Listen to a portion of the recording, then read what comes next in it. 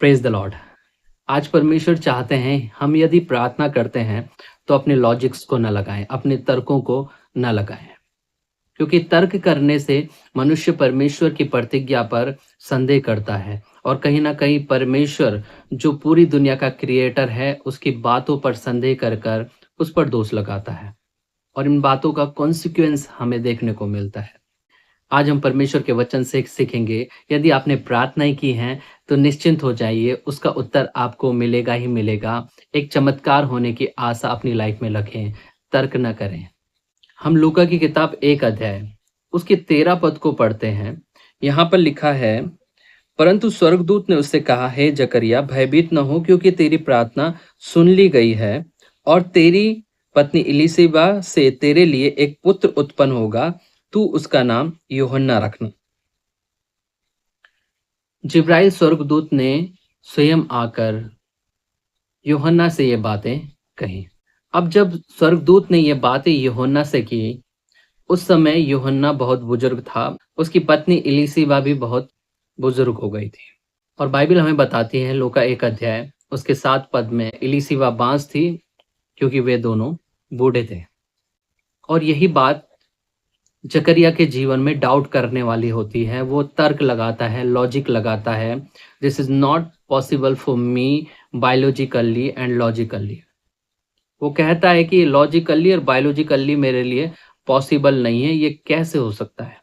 लेकिन आप ध्यान रखें कि आप स्वर्ग के परमेश्वर से प्रार्थनाएं कर रहे हैं जो पूरे यूनिवर्स का क्रिएटर है। और बाइबल कहती है, क्या परमेश्वर के लिए कोई बात कठिन है? और यही बात जकरिया के जीवन में कॉन्सिक्वेंस बन के आती है। इसी बात के कारण कुछ समय के लिए उसका मुंह बंद हो जाता है, वो गूंगा हो जाता है। बाइबल कहती है, लूका 1 अध्याय उसके 18 पद में, जकरिया ने स्वर्गदूत से पूछा, यह मैं कैसे जानूं, क्योंकि मैं तो बूढ़ा हूं और मेरी पत्नी भी बूढ़ी हो गई है।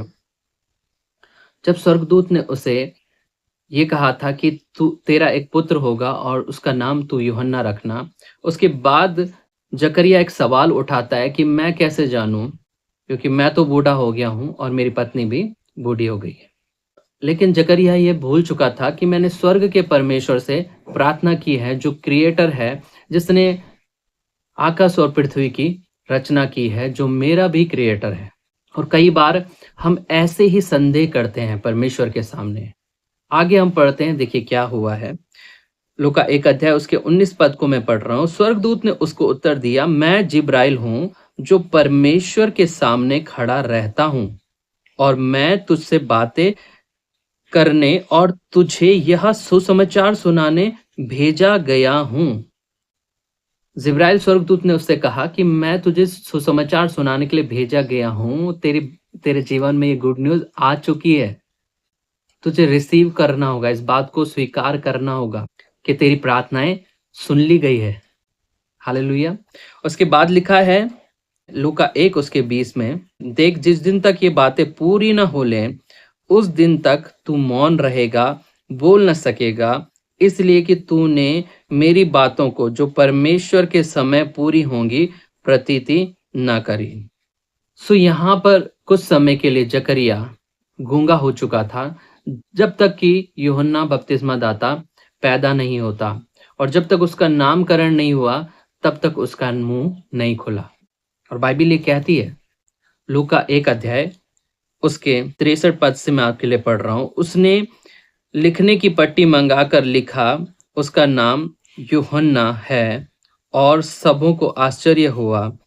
तब उसका मुंह और जीभ तुरंत खुल गई और वह बोलने लगा और परमेश्वर का धन्यवाद करने लगा। यूहन्ना का मुंह तब तक बंद रहा जब तक उसके बच्चे का नामकरण नहीं हुआ।